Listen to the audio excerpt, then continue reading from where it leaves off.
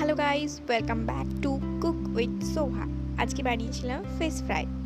মাকে আগে থেকে বলে রাখা সত্ত্বেও মা মাছের মধ্যে সব মশলাগুলো অলরেডি দিয়ে দিয়েছে। মা দিয়েছে এখানে লবণ, হলুদ, লঙ্কা গুঁড়ো, জিরে গুঁড়ো। তারপর আমি 2 চামচ কর্নফ্লাওয়ার দিয়েছিলাম। তারপর ভালোভাবে মেখে আমি রেখে দিয়েছিলাম 30 মিনিট ম্যারিনেশন করার জন্য। তারপর কিছুক্ষণ পর ফ্রাই প্যানে তেল দিয়ে তেলটা গরম হওয়ার পর একটা একটা করে মাছগুলো দিয়ে ফ্রাই করে নিয়েছিলাম অল্প আঁচে।